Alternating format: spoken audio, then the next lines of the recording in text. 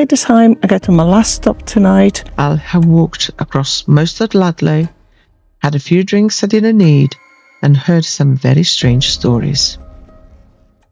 Ludlow is the perfect image of a historic English market town. Its all medieval charm, dominated by a stunning castle and those classic black and white buildings. But this is a history not of market days and festivals, but of tragedy, civil war, and some very restless spirits. The legends here are in the foundations of the oldest buildings. We're talking about everything from a grief-stricken lady who haunts the castle walls to the heartbreaking ghost of a little girl trampled in a pub courtyard. These town's public houses are filled with more than just paying customers. It's like the walls have soaked up centuries of sorrow and anger, and every now and then they decide to play it all back. it's early evening and I'm standing in the shadow of Ludlow Castle. These magnificent ruins have stood here since Norman times. Ludlow Castle has never been a backdrop. It was power. Built in the late 11th century, it controlled the border between England and Wales, enforcing authority in a region that was never entirely settled. By the 12th and 13th century, this wasn't just a fortress. It was a working garrison. Soldiers, watchmen, people living within these walls, holding a line that was always at risk of breaking. And then, in the 17th century, the English civil wars reached Ludlow. The town backed the royalists. The castle held out for the king. So again, this place wasn't on the sidelines. It was part of the conflict. And when you walk through Ludlow now, it still feels like it hasn't entirely gone. The castle's most famous ghost This is thought to be Marion La Bruyere, but during the 12th century, Marion fell in love with a knight named Arnold de Lees, an enemy of the garrison holding a castle. We don't know whether that really happened. It is a legend, not a real story. Still, To be with him, she would secretly lower a rope from the end of a tower so he could climb up to her chambers. until one night, something bad happened. Arnold betrayed her. He used the rope she provided to allow 100 enemy soldiers to climb into the castle and capture it. Realizing she had been deceived and that she was responsible for the castle's fall, Marion was consumed by grief and rage, and in her despair, she seized the lover's own sword, killed him with it, and then threw herself off the top of the tower onto the rocks below. To this day, her tormented spirit is said to remain. People report seeing her ghostly figure wandering around the grounds near the tower. Some visitors claim that you can still hear her piercing scream as the spirit reenacts its tragic fall through the air. Now, when I was in the tower, I did hear and see something.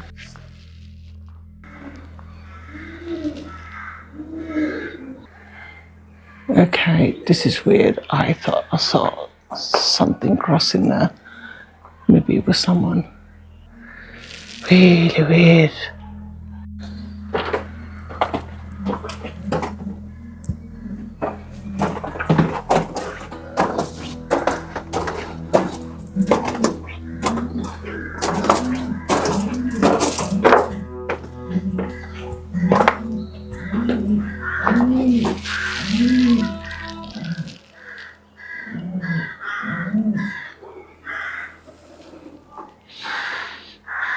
Okay, the noise is here, I didn't say.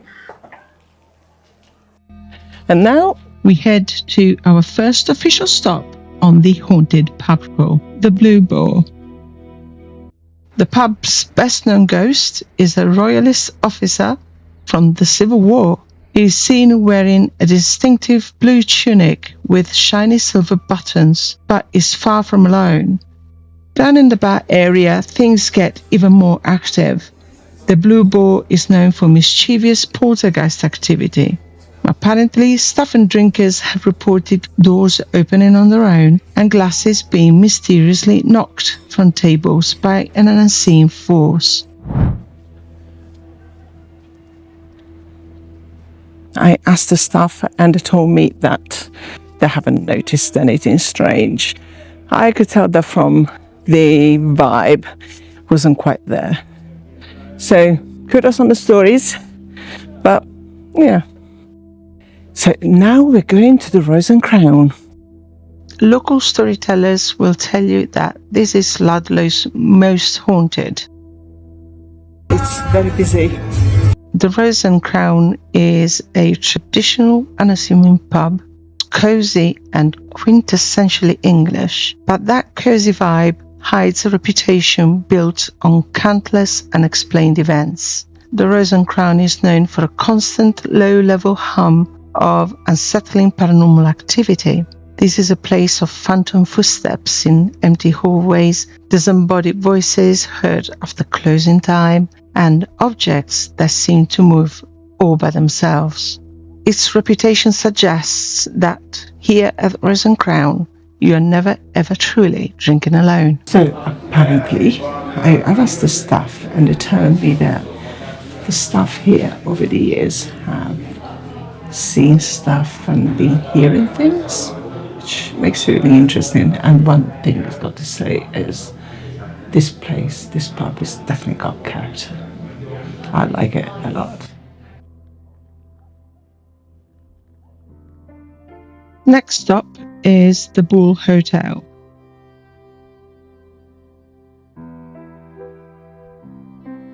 This place goes back to the 14th century, so it's been here a long time. In the 1960s, during renovations, they found a priest hole hidden behind the fireplace, sealed up for centuries. They opened it, and not long after that, people started reporting things. Footsteps in empty rooms, glasses moving on their own. Then there's a courtyard. This used to be a slaughterhouse, and there's a story about a girl, Gertrude or Gertie.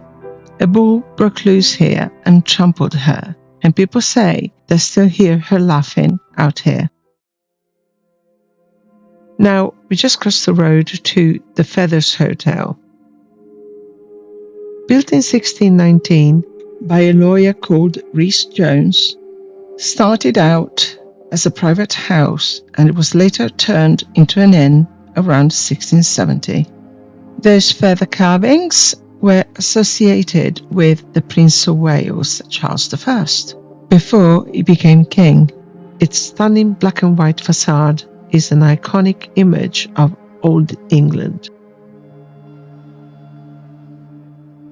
But behind the beauty lies a reputation for being one of the most haunted hotels in Britain. This place is absolutely stunning. The detail.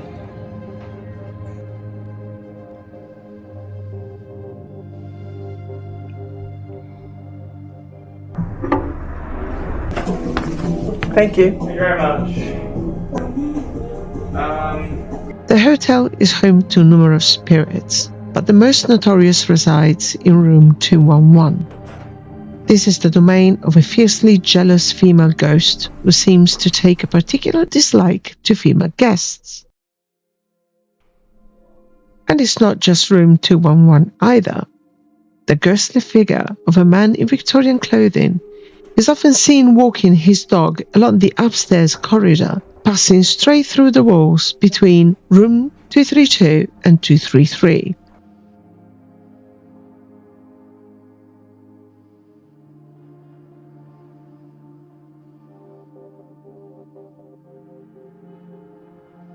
I find it really curious actually.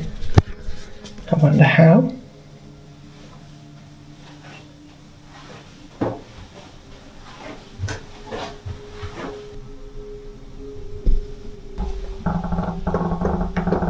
I've got to say, this place gives me a very strange sensation. I think that is because the floors are not even and this wood underneath is very bouncy. and in the early hours of the morning, the sound of children running and playing in the empty hallways is sometimes heard. I've been given room to the DJ. That's great.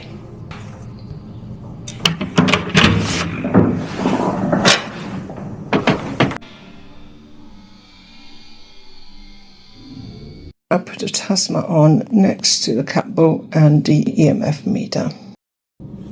Hi. Can you touch the big box as well as the little one?